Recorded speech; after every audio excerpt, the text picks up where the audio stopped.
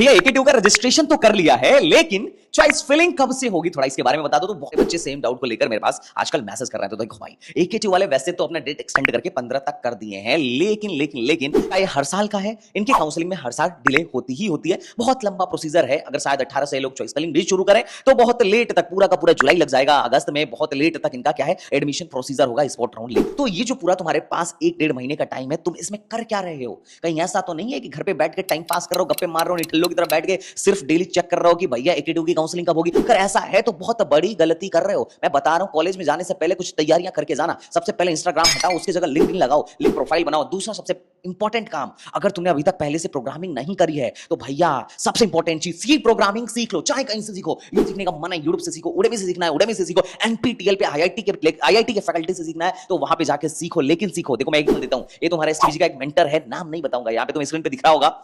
ये बहुत अच्छा था पढ़ने में, नो डाउट। पढ़ने में फिजिक्स केमिस्ट्री मैथ बहुत अच्छी थी, यूपी बोर्ड से पढ़ा हुआ भाई था, और आज अभी आईआईटी में है, गेट में बड़ा बढ़िया रैंक था। वीएलएसआई जैसी ब्रांच में इन भाई साहब का एडमिशन हुआ है। लेकिन समस्या कहां आ गई, जब फर्स्ट ईयर में गए ना तो एके में इन्होंने एडमिशन लिया था, है ना, दुर्भाग्य से। अब फर्स्ट ईयर में गए और फर्स्ट ईयर में ही सी प्रोग्रामिंग में बैक लग गई। उसके बाद सेकंड ईयर में बैक पेपर दिए, बैक पेपर में फिर बैक लग गई। अब फिर बैक लगने के बाद क्या हुआ, रोग आके घिस घास के ग्रेस मार्क्स मिले, और ग्रेस मार्क मिलने के बाद भी ई ग्रेड से बड़ा मुश्किल से होकर पास हुए। और उससे क्या हुआ, इनको प्रोग्रामिंग से फोबिया हो गया। मतलब कि जहां सारे बच्चे कोडिंग करके आईटी सेक्टर में प्लेस्ड हो रहे थे, भाई साहब ने चूज किया कि नहीं, मैं सर्किट में जाऊंगा, प्रोग्रामिंग मेरे बस का नहीं है। जो कि मुझे लगता है सर्किट वीएलएसआई ज्यादा टफ है और कोडिंग उसकी तुलना में मुझे थोड़ा सा आसान लगा, पर्सनल अनुभव रहा। अब ऐसा हुआ क्यों हुआ, इसलिए क्योंकि माहौल ही ऐसा नहीं था ना।